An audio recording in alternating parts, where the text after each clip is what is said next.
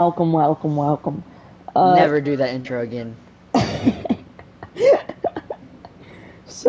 welcome to the first rendition of our totally not copied first take, but inspired by first take.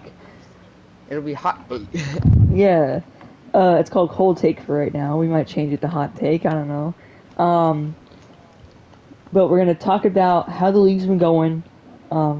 These can happen really randomly because there's also not a lot of news going on at the moment.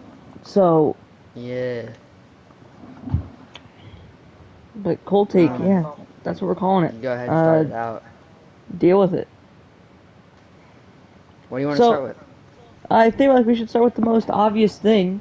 The Falcons benching Marcus Mariota after his start off on the year, starting 0-6 for the rookie Desmond Ritter. What do you think? I think it's smart. I mean, just like let the rookie play, see how he does.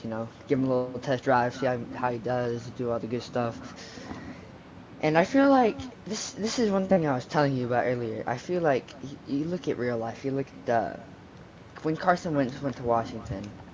Um, there was a huge drop off in targets for Terry McLaurin, who was their star receiver over in Washington. Well, Carson Wentz stops underperforming, and they bring in Taylor Heineke.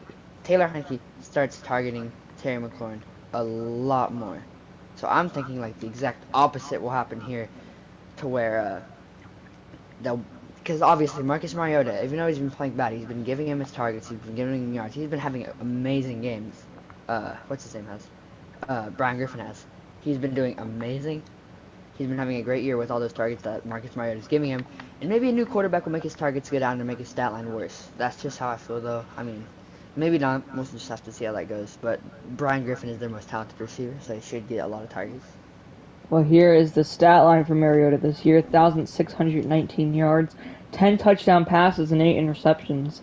This Falcons team went from a time where they were only losing games by 3 points. They were looking competitive, and now they're kind of dropping off to a point where they're losing games over and over again. And it's like by large deficits, and it's definitely something that they're going to have to talk about. Because Mariota isn't the answer. And then you bring in a guy like Desmond Ritter, who you drafted, and he doesn't even play well, and he can't even win you guys the game. Then what do you do? Do you keep Ritter for another year? Do you go back to Mariota? Do you draft a quarterback? Do you sign a quarterback? Like, where do the Falcons go from this situation if Ritter doesn't work out? If Mariota doesn't work out, if he has to go back and start? Yeah, for sure. I feel like they have, if Desmond Ritter pans out, this will be probably one of the best draft classes ever, because you got that rookie duo of Ritter and Griffin. You know. Not to mention Um, Drake London. Oh yeah, Drake London too. I mean, that would be a nasty trio if they can get developed, and if Desmond Ritter can be the answer. I don't know if he will be yet, but we'll have to see how that goes. And obviously, we talk about Brian Griffin. Has definitely displayed some dislikes about Atlanta, talking Yeah, about how he's upset that they haven't been able to win, but it's also showing that passion for him to win a game, and it shows that passion that Atlanta needs.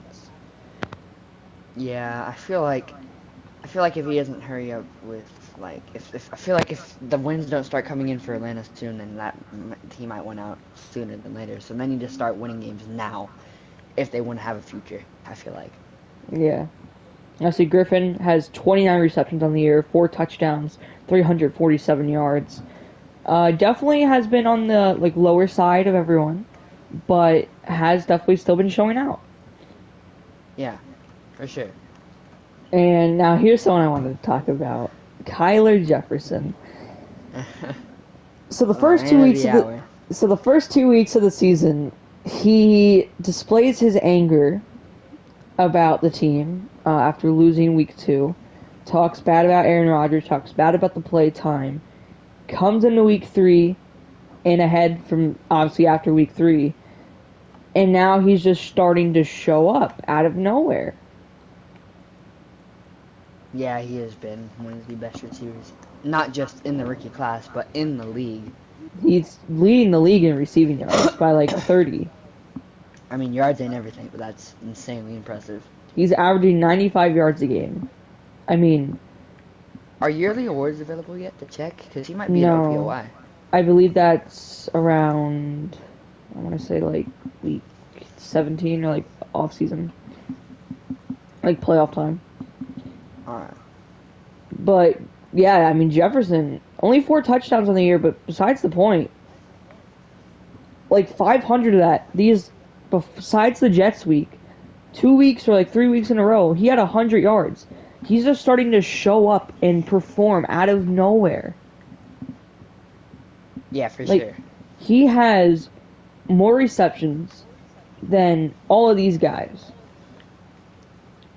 And he has the most yards, which makes sense. He's just appearing, and he's just showing what he's worth. Yeah, he's playing, man. He's definitely a really solid replacement for Devontae. He definitely ain't better, but like, he's solid.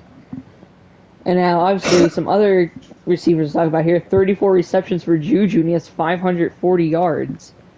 I mean, like, it's crazy to see this. And now OBJ on the Seahawks in this, he's having a good year. I mean, like, it's crazy to think because, like, you look at Kyler Jefferson, and you look at all these other names, and guys that you think would be up there where he is, like Diggs, Evans, Diggs like especially, he's been really disappointing. A.J. Brown, like, you look, Jamar Chase, look at all these guys, and they're down there while he's up there, and he's performing. Cooper Kupp hasn't even underperforming too. I mean, where's Tay at? I mean, in terms of all of this, where are those guys at? I mean, they are way That's down also there. a good point. Like, where's Devontae at? I mean, everyone, when the trade happened, they're like, Devontae's gonna be something. Like, he's gonna bring the Raiders to this big record. And now you go all the way down here, and Devontae has 18 receptions on the entire year for only 231 yards. No touchdowns on the year. Huh. Yeah, that Derek Carr and Devontae Adams have not been connecting like the front office wants them to. They made that trade just so they could connect because they were teammates in college. Obviously, that's not working out. And, like, you look at all these names, and, like, I'm going to give Justin Jefferson the pass because he was hurt. So I'm going to give him the pass and say it's not his fault that he's been underperforming. Because he hasn't really had a chance to perform. Yeah, I agree with that. Here's something I want to talk about. Taylor Jones has more yards and more receptions than Elijah Painter. As a running back. Is this like a playbook issue or is this a communication issue by the I feel like Bears? this is more of an Elijah Painter issue. And I feel like he needs to get open more. I mean, if you want targets, you have to get open. That's the point of being a receiver. That's kind of how newsflash, that's how football works. Well, And I just don't think he's been doing that. I mean, look at the game against Washington. He didn't get any targets at all until late in the game. I believe we can actually look at game stats. I could have sworn you used to be able to. Yeah, here we go. You can look at the stats right here. Not a single game over like 60 yards. Not a single game. Yeah, no. He's had touchdowns. Yeah, he's had a couple. Yeah, he's had touchdowns, but What, does he have one less touchdown than Kyler Jefferson? yeah. Yeah, I mean, not Right touchdown. here. He's definitely a red zone target. He's like Yeah, Mike most Evans. That's what it appears to be. I mean, they've been trying to change the playbook around. They've been trying to do anything they can. It is just not working. Speaking of it not working, you think this puts any pressure on Jimmy Lyle since this is his first year there? I mean, most definitely, because you come in here, everyone's like, they have Fields, so, like, there's just a couple things that they need to fix. And now it's going to a point where you look at Fields' stats, he has 9 touchdowns on the year, yeah, but 7 picks. He's not been playing well. Then you look at over here as his rushing. He has more than, he has less than Montgomery, which is good. But he's ran the ball 53 times. That's more than Khalil Yeah. Herbert, Equinemius St. Brown. Like, that's more than any other Bears player that's gotten a carry besides Montgomery combined. Speaking of Montgomery, he was nowhere to be seen in the second half of that game. And that would be proven as he was hurt. He would suffer a dislocated ankle, and he's out for 7 weeks. Yeah, it's tough for him.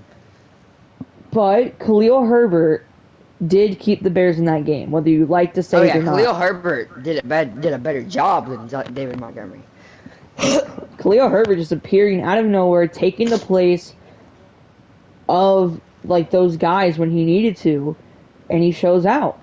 2 touchdowns in one game, fighting for yards. Like, he just appears, and now he's actually becoming a day one starter over Montgomery because of Montgomery's injury. This is the time for Khalil Herbert to show that he's not, what's the right word here? Disposable. Yeah, and Not he is expendable. My bad. he's that franchise guy, and Montgomery should be the one that people are trying to look for trades. Montgomery was doing really, really good before he got hurt, though. I mean, this is a tough decision once again, putting the pressure on Coach Lyles here. Or it could be in a situation where they both get carries and they try and split it down the middle. Keep Montgomery, keep Browns Herbert. type of offense. Yeah. But at the same time, Montgomery's on his contract year. This is the He's gonna time for show Montgomery out. to... And Montgomery hasn't shown out for the most part. He's had 97 carries, and out of those carries, he's been averaging yards. 71 yards per game. He's been showing out. He hasn't fumbled once. He's been fighting for those yards. He's been a safety blanket sometimes for Fields. Speaking of fumbling football, Cole Kmet fumbled the game away for the Bears last week. Yeah. And it shows, like you can argue with me all you want about the safety blanket part. He has 16 receptions for 187 yards and 2 touchdowns. I think it's safe to say that he's a safety blanket for Fields sometimes. Yeah, for sure. Because Fields tries to run out, then he just looks for the short pass if possible, and then it's Montgomery. Let's talk about a couple people. I want to talk about Brian Griffin and Zion Willis. They were absent, it seemed like, last week. I mean, they were not doing really much anything. Meanwhile, Leon Levisay finally gets some more playing time after being gone for a couple weeks. So, I mean, what do you think these teams are thinking about their own rookies, and how do you think they're using them in their play calling? Well, from my sources, I believe they were both playing that game because obviously Willis was playing that game. He had a reception, and then he just disappeared. I want to say he was. The Colts? They're the Commanders. This is week 5. They were on a bye week 6. Yeah. So, and looking at his other stats, he's been performing great, perfect. But the question is, what happened? He most likely got hurt and he got taken out the game. I don't feel like it would be a situation where they just decided to bench him after 1 reception and nothing else. It had to have been an issue where he was hurt and he had to be taken out the game. You can't tell me that there's a Commander's corner who would shut down a good, solid rookie like that. Who's 6'5" and like a big target. He's a Bama-made wide receiver, to put it simply. Like, Nick Saban built that man. Yeah, and 17 receptions, and he has the most yards on the team. Look at it that way. I mean, he's just doing better. He's deep threat for sure. I mean, it's hard to miss a 6'5" receiver downfield. I mean, Tannehill, 6 interceptions, 10 touchdowns. Malik Willis just kind of sitting there waiting for his moment. Yeah, let's talk about that. You think Malik Willis will get his chance this year? Maybe if Tannehill doesn't start performing and winning games, because the Titans are like what, 2nd place right now. They're facing the Texans of all teams. But look at it this way: 89 completions out of 135 attempts. That's a 65% completion percentage. Yeah. Like, you could blame it on the receivers, but at the same time, look at it this way. They already have Derrick Henry on their run game, and now they're having young guys like Treylon Burks Zion Willis, and then they have like the bridge guy who's a bit older, but he performed last week in Robert Woods. I mean, you could say it all you want that he wasn't, but right here, 10 receptions, 146 yards, and a touchdown against the Commanders in one game. He's showing out. For sure. Like, he's starting to fit into the system. You keep all these guys. I don't think, Look like... at the trade, too. I mean, they kind of got him for a steal off the Rams. I think it was, only like a third rounder? Yeah. And you can say it all you want, but he has the targets around him. He already has Henry, and now his receiving core is starting to pick up a little bit with young guys, an older guy, all these people around him. When are we going to say it's Tannehill's fault and let Willis get the start? Oh, yeah, for sure. I completely agree with what you're saying. I mean, I feel like if they're in a position to where either they've clinched the playoffs, like Week 18 type stuff, they've clinched the playoffs, they know they're in, all that, right? Like, if it's Week 18, they clinch the playoffs, I feel like they give them a shot there. Or, if it's Week 18 and they're long out of the playoffs, then I feel like it's another time to give them a chance there, too. I mean, throw him in just for a week, see how he does, and then bring in Tannehill back for playoffs, or if they just have a lottery pick pretty much NFL-wise. Yeah. I know there's no such thing as a lottery pick in the NFL, but you know what I mean. I mean, right here, the Titans are 2-3. They're facing the 1-5 Colts. So, it should be easier. Yeah, it should be. I mean, no reason why it shouldn't be. Did I update the standings? Let me see. But yeah, right here, we look at the AFC South. Texans are 4-1. They are, by a landslide, like, beating the Titans. Jaguars are 2-4. Titans are 2-3. Colts are 1-5. Like, you look at all these records, and if the Titans don't pick up the pace soon, it's going to be the Texans' time to, like, take over this division. I don't see that just yet. I can't believe I'm saying that. But, I mean, it's something that we have to talk about. They're 4-1 right now. They're winning games. No one thought they would have. Everyone thought they were still going to rebuild. But now, like, the top teams in the league, 5-1 Cowboys, 5-1 Bills, 5-1 Saints, 5-1 Browns, 5-1 Cardinals, 4-1 Texans. Those are the only teams with one loss. I think we got a Seahawks situation here. That's what I think. I don't know. I mean, we'll see how the rest of the season goes, but I feel like they'll start hot and then just start fumbling the bag. Like, AFC here, Bills, Browns, Texans, Chargers would lead their division, so they would make the playoffs. And then it'd be the Dolphins, Raiders, and Bengals. And then over here, it'd be Cowboys, Saints, Cardinals, then Packers, then Rams, Bucks, and Lions will be making the playoffs at the moment. Yeah. That's another thing I want to talk about. The Lions. They bring in a new coach. And out of nowhere, the Lions are somehow playing decent. Again, I don't know if they'll be able to hold their ground there, but like, hey, if they can, they can.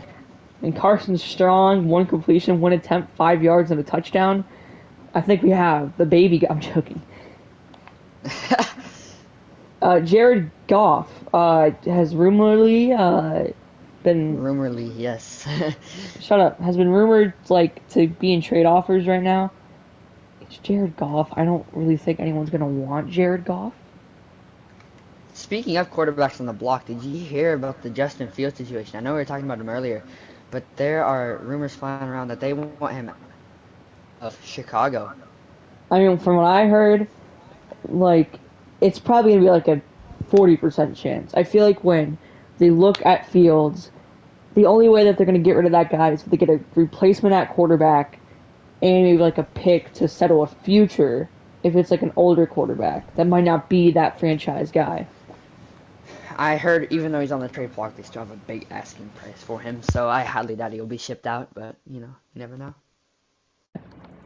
And now right here, look at all these guys' stats. Jamal Williams having a pretty decent season. 5 touchdowns, 240 yards, 61 carries. DeAndre Swift down here with only 154 on 41 carries, 2 touchdowns. Amon-Ra's having a good year. DJ Chark's having a good year. Jameson Williams is having a good year. Like, there's a lot of good players here, whether you hate to say it or not. But they have that talent. They have the young guys. They just need to get it together. Yeah, they definitely do. I mean, like, look at this. I mean, TFL's Romeo.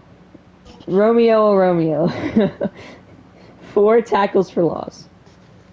Like, Aiden Hutchinson, 7 tackles, 3 sacks. He leads his team in sacks, and he's a rookie. Yeah, That's the most interceptions. Really That's solid team. Let's see, interceptions. Who leads the league? Jair Alexander and Jalen Johnson. Jalen Johnson. Yeah. And Eddie Jackson's also Who down is here. hurt. He dislocated his shoulder. I believe he's back, though. That's good. Yep, he's back. He's back. Who leads the league in sacks? Joey Bosa with 9. It's like week 7. Calm down. 37 zone coverage. Oh. Let's see. Is there anyone else that we want to talk about? I don't know. I mean, thinking of anybody? I don't know. Alright. Let's talk about the quarterbacks.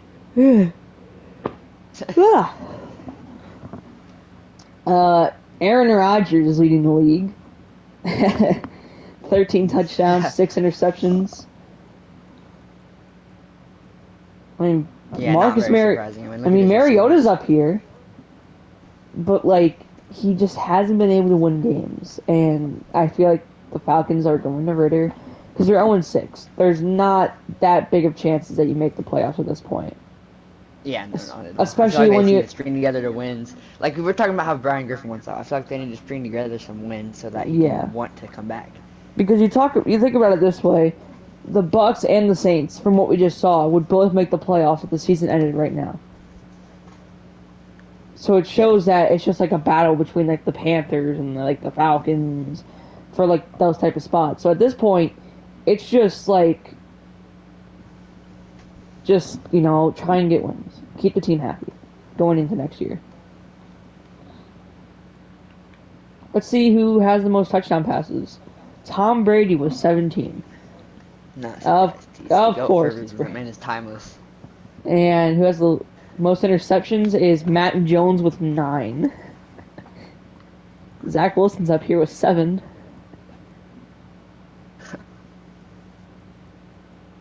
Let's see, out of all the starters, the Matt Ryan, Geno Smith. Oh no, Matt Ryan's not starting anymore. Geno Smith only has 1 interception. That man is the best quarterback. Don't tell me they're starting Drew Lock. Ew. I mean, Drew Lock has no interceptions and 7 touchdown passes. So, either way. Timothy. Maybe the Falcons need this guy. Drew Lock, 64 overall. That's crazy. The weekly awards. Let's see. Never a sub has. Quay Walker was there. Oh yeah, the number one Quay Walker. I'm not even gonna go there, but I think we both know what you like about Quay Walker. Jalen Hurts. Bro, what was that? Good. Herbert. Joey Bosa. I'm not surprised that Bosa is there. He's been playing good. Stephon Gilmore, Bobby Wagner, Kirk Cousins must have been new in that game. Trevor Lawrence, Sam Darnold somehow here, Aaron Donald, Lamar Jackson. Speaking of Lamar Jackson, did you see the contract he got in this? No, I'm not. What is? So, yeah, that's actually something that happened a couple days ago, but I'm going to read them out here. So, Tony Pollard re-signed with Houston on a 5-year, $39.2 million contract. $7.84 million per year. Wow, that's a big deal. Jesse Bates re-signs to a 5-year contract. Lamar Jackson gets a 7-year deal for $317 million. Do you think that's deserved? What was the deal again? 7-year, $317 million deal. For Lamar, right? Yep. That is, yeah, that's a huge deal. He definitely deserves it. I mean, he is a stud. No doubt about that. He deserves it for sure. And looking at his stats on the year, 4 interceptions, 13 touchdowns. Rushing wise, he's still playing like Lamar Jackson. Yeah, for sure. Oh yeah, we can look at downs played and stuff like that. Hold up. Oh, yeah. Titans. Let's see. I don't know what the heck just happened down there. Let's see, general. 5 games played, 307 downs played. It's not going to show me how many downs he played. So annoying. I could probably just check like the box score. Yeah, probably. I'm gonna do that. I'm gonna try that real quick. Let's see. The Titans. Commanders. Stetson Bennett is now projected to go through round 6 to 7. Really? Yeah, he got that Spencer Rattler treatment. Let's see.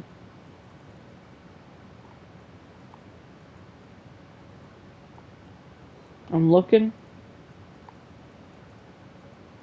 Zion Willis.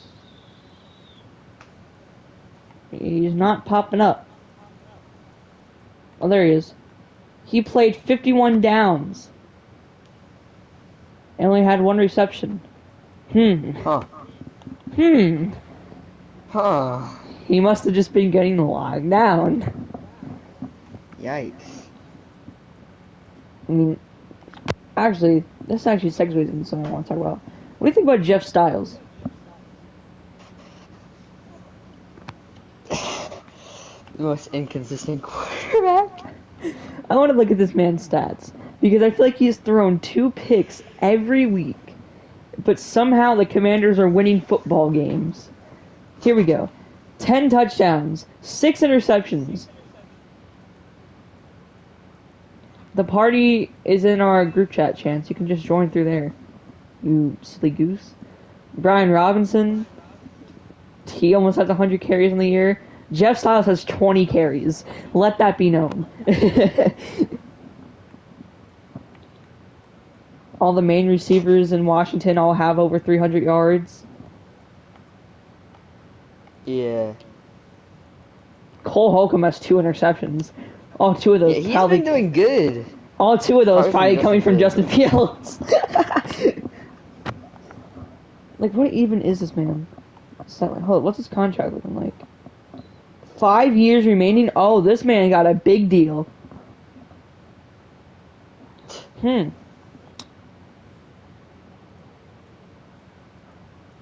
Yeah.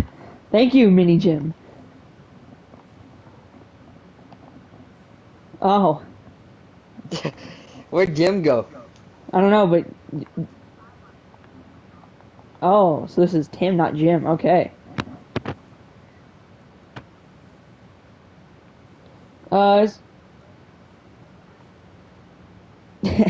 Do we have anyone else that we want to talk about?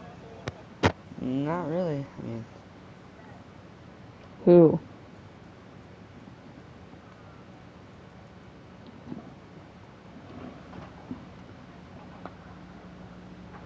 That's fair. All right, SNL, you go. Who do you think? For the league, Yeah.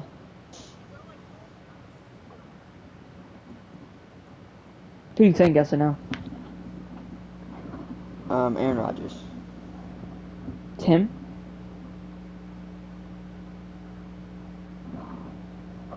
Herbert? I'm gonna go with, I'll go with Herbert.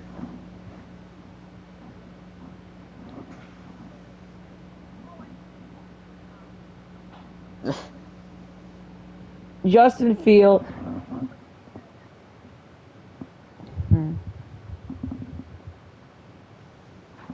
I mean, Aaron Rodgers is being carried by Kyler Jefferson.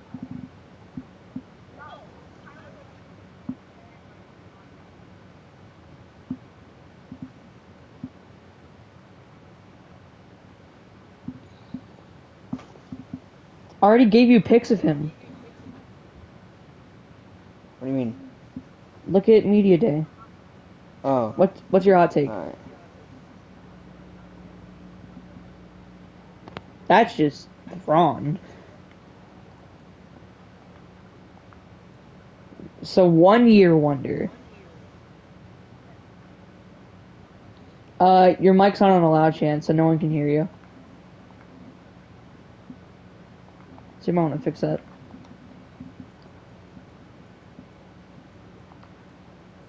Kyler Jefferson, 43 receptions, 571 yards, 4 touchdowns.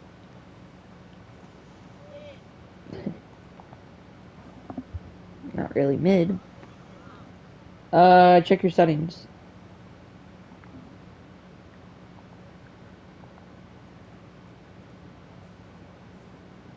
Who let bro cook?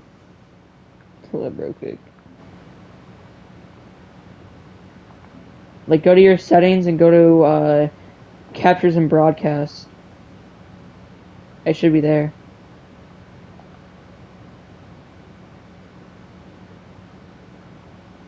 And if it's not, I don't know.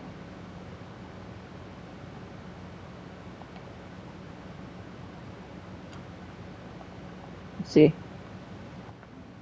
Can you guys hear Chance now?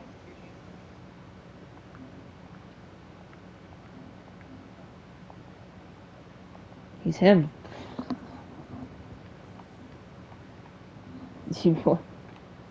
Let's see, what's...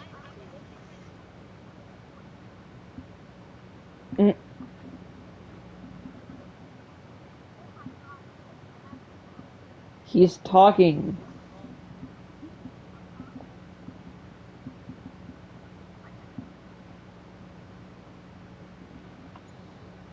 I don't know.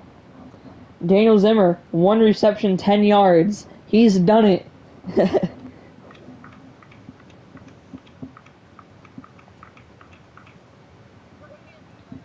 He said can't hear him.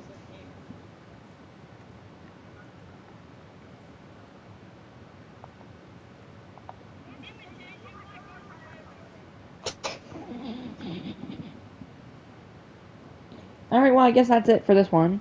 Because we don't have anything else to talk about. So, that was cool take.